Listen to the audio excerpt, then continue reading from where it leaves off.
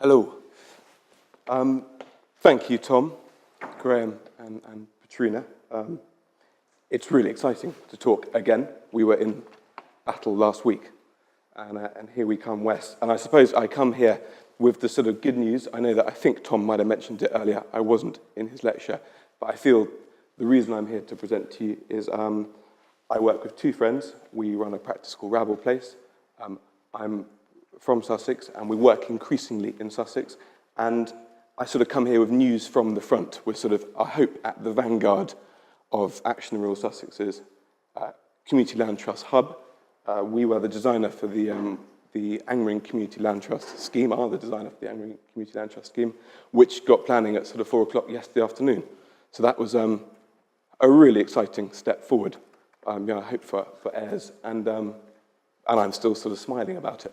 I thought what I would talk to you today was, seeing as that has been our experience for the last 2 years, working with Angmering, working with the planners, working out how to do it, because I think we have not had a scheme with permission, or that has got to this stage yet before in Sussex. I would just tell you about how we worked with Angmering and how we work with a particular emphasis on something that Tom Warder and I put together when we were thinking about how to work for community, which is called a concept plan, which in 10 seconds is, we believe that Community Land Trust needed a design with character, which set out the important principles as early as possible in order to make them viable, in order for them to be able to stand up with confidence, and also as a group to have something that acted as a backcloth for all their decision making.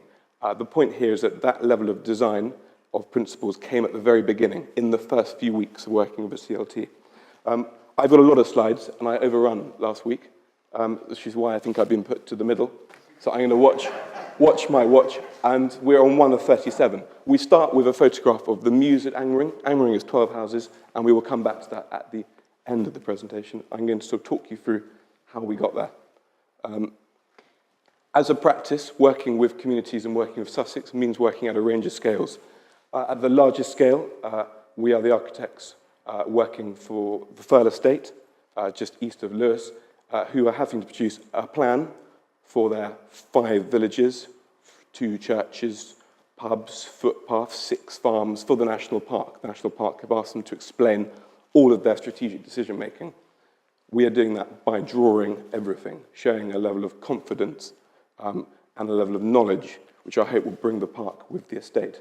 So that is one way that an architect can practice in rural Sussex. Here we are sketching up maps, understanding farming stewardship, ecological corridors, the future of forestry, biomass boilers, etc. So that was our estate planning. We also work with community consultation. Action in Rural Sussex ourselves and the Campaign to Protect Rural England wrote a methodology called the Making Places Workshop. We went to, I think, 9 parishes, 4 in West Sussex and 5 in East Sussex, or vice versa, essentially trying to work out how a parish could use their neighbourhood plan to influence potential development sites, or to start to negotiate with developers, or how, if a neighbourhood plan wasn't developed, they could write better design principles. That really got us thinking and was sort of nationally recognised as a good method. And I'll come back to that because our work with Angmering came out of that workshop. We worked in Lewes, trying to influence the situation on the North Street Quarter, which was an area of industrial estate where I think 350 houses were to be built by Santon, who are a developer. We obviously supported housing and affordable housing in Lewes, but we also really importantly supported workspace, affordable workspace. The development was going to demolish a lot of artistic units in an old foundry. We believe the foundry should be retained or at least reused. We helped with the group organise this march through the town. We also helped here get David Dimbleby to come down and do a question time in Lewes. It wasn't a real question time, the BBC weren't there. We thought we would have Lewes Phoenix Rising, who are the who were the sort of the community developer, with us as their architect or their designer. Then we would have the developer, and we'd also have the local authority, Lewes District Council. Sadly, the local authority didn't turn up, but David Dimbleby did turn up, and it was a really exciting moment for Lewes to debate its future. That campaign, that project, and that energy still continues. We also build small at the moment in Sussex. This is an extension we finished in the centre of Firle a couple of weeks ago. So we test our architecture at the small scale as well as designing at the big scale.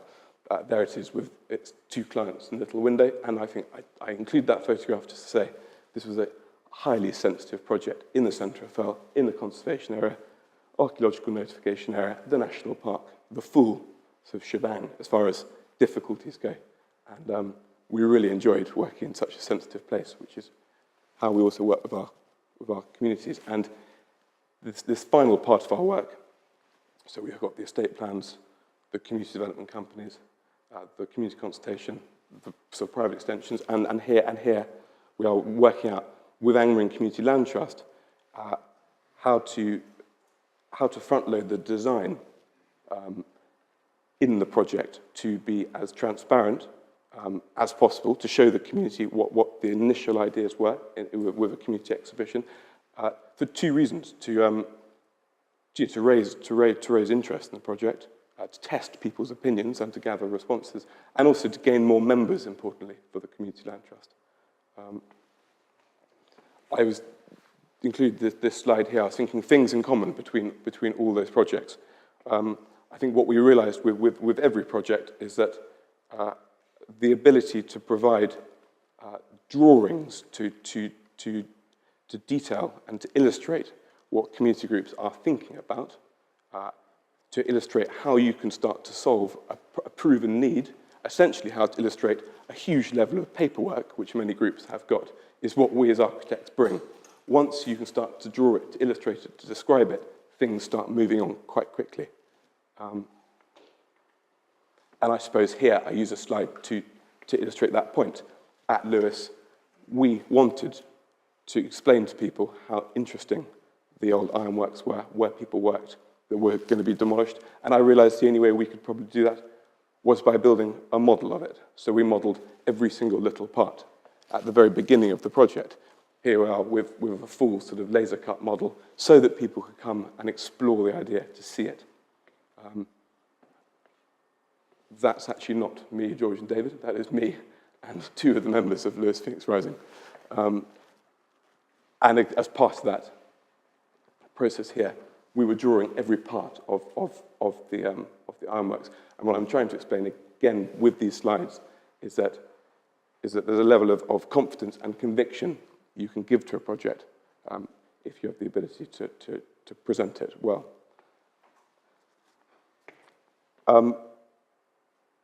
In fact, I wrote here, if I go back to my slides, what I hope is the realization that design can provide leadership and that drawings can help reduce concern, reduce conflict, and to bring a group together. And that's what each of our varying types and scales of projects has taught us. We obviously reference and are inspired by British buildings. I said that, you know, that the conviction that we try and give our drawings and drive forward our projects with, you know, comes from a love of British buildings. We've got an interest in traditional and rural arrangements and how connections in many of these places have stood the test of time. And what we're really intrigued about is how we can develop these connections to support contemporary communities, to support contemporary life. So we work from references. Here is a project in Wales called Port Merion, designed by a man called Clough and William Ellis over about 50 years. This is an extreme example. This is something that we look at to test ourselves, to get inspired from. So an architecture critic called Lewis Mumford wrote that Port Merion is deliberately irresponsible. It is a deliberately irresponsible reaction against the dull sterilities of so much that passes in modern architecture today. It is prompted by the impulse to reclaim for architecture the freedom of invention and the possibility of a pleasurable future. So that's a sort of touchstone that we find curious. We also find these arrangements in Sussex, just in Wales. Here's Eastdean, which is one of our sort of particular favourites. Here, the arrangement of compound, walled garden, hung facades, sort of, a shared courtyard, shared parking facilities. And also here, in Hampshire, in Buckler's Hard, which I wrote here, it's breathtakingly radical.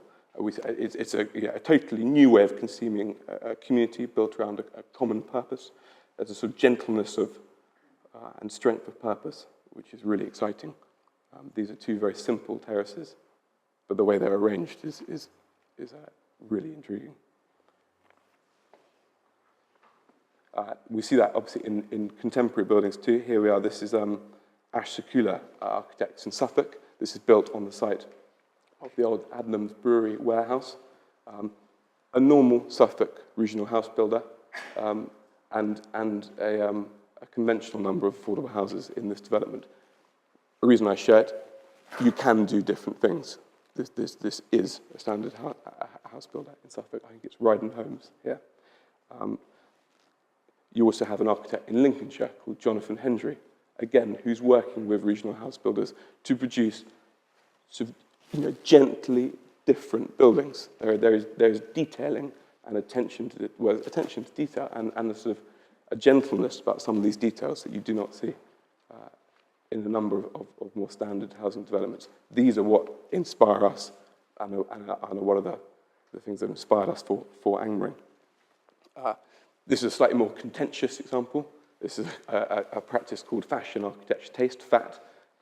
Again, this is in Manchester, it's an urban example. But we said, this is demanding to look at, but at least it's done with conviction and with the bravery to imagine a different way, with definitely the delight of its occupants at the centre of the design. And before I move on to how we work with Angmering, this is our favourite building.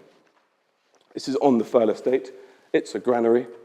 And we always look at that, and thinking about the previous presentation, I also think there are great similarities between your buildings and this building. And I've just written here, this building has qualities of pattern, texture, lightweight structure, minimal foundations, a characteristic roofline. It is intriguing. It makes me think that why can't we do that? What a place to imagine living in. How can we reuse these qualities? So I hope I've just summarised as a practice wanting to work with community groups in sensitive places, how we think. And I'm just going for the next 5 minutes to show you what that looks like. This is workshop number 1 with Angmering. This is before we were approached by the Angmering Community Land Trust. The members here are, there's Tom, a member of our consultancy team, Mara on the left, and then 2 members of Angmering Parish Council. We were working on large-scale maps to draw out from Angmering what was characteristic, what were the best bits of the settlement pattern, and then posing the question, how could those be reused? But before we had a project to reuse them, we wanted to find them and record them. So those became Angmering's design principles. That work was funded by the Campaign to Protect Rural England. So then, we were approached by Angmering Community Land Trust, who'd worked with a couple of architects and wanted to meet some more. I met Angmering Community Land Trust, and we walked down to the site, which is here. It's a site on the south of the village, on the edge of the village, on Mayflower Way.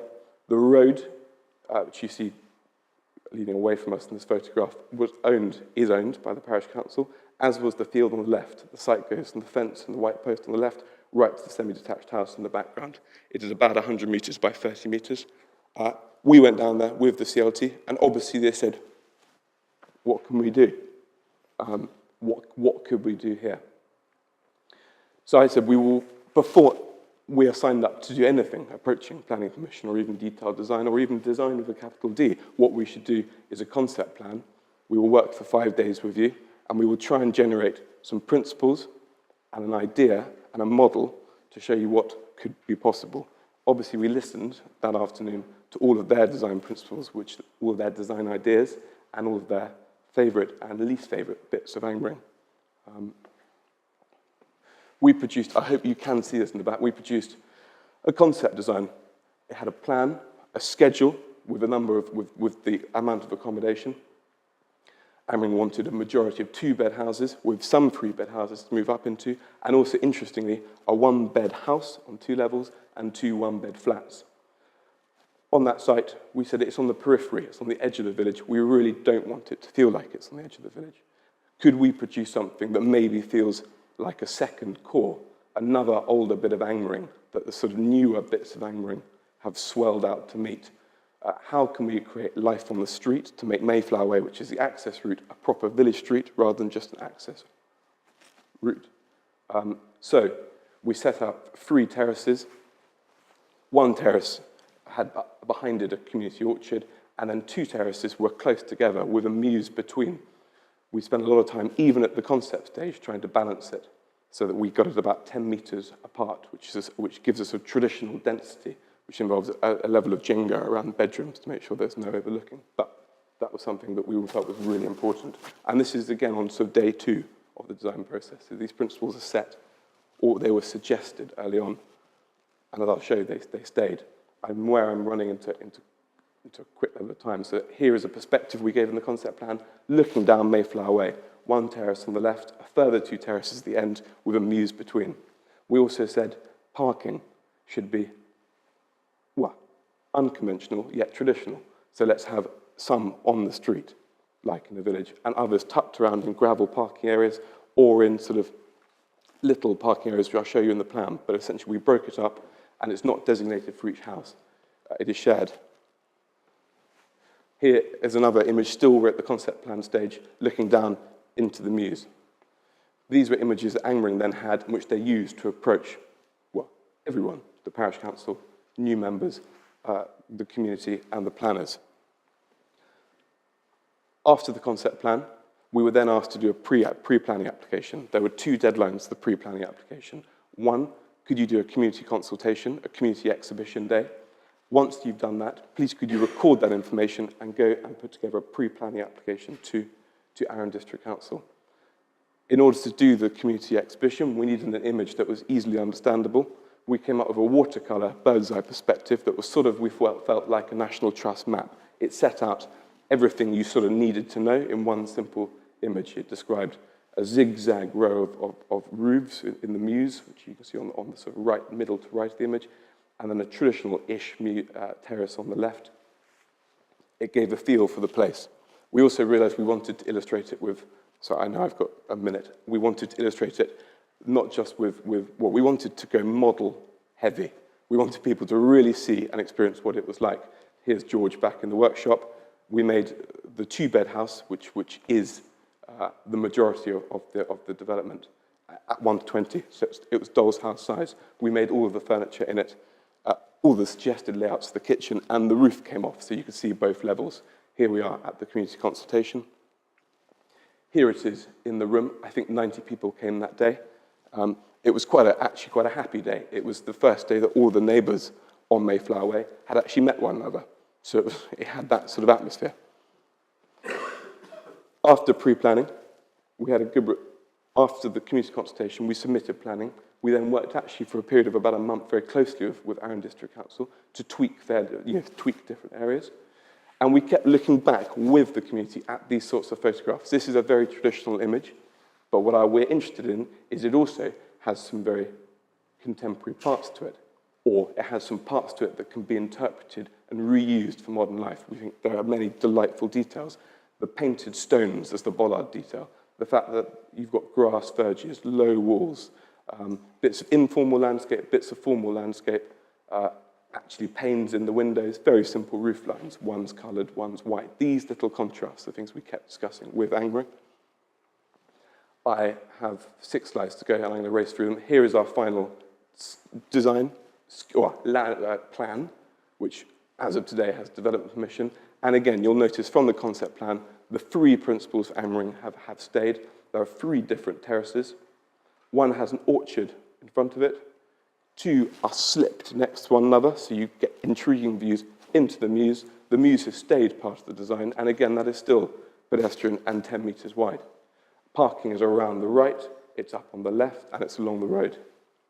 This is what it looks like from the view, from the same view that I showed you from Google Street earlier, looking down Mayflower Way. You'll see the mews between the yellow and the white house and the orchard on the left. Here we are in the mews, looking out towards Mayflower Way, a yellow terrace on the left and a sort of zigzag-lined white terrace on the right. And we produced 3 sort of punchy elevation images for the planners just to describe the architecture. The orchard terrace. One of the mews buildings with its distinctive roof lines. And then the yellow terrace here. A 3-bed house on the left, and then 2 flats above one another on the right. And finally, obviously, we constantly work with them on their house plans. I think all I need to say here is that we looked at a traditional building, which was 2 bays with circulation around the staircase, and we reinterpreted it so it's an open plan house that never feels open plan because actually the staircase always denies views around the house. So we're always trying to get that balance of it being a traditional building for a traditional building that is well considered, but also that poses questions for the future and is as flexible and adaptable as possible. I have overrun, and I think I should end here. All I say is follow Angmering Community Land Trust, because I think it's really exciting. Thank you.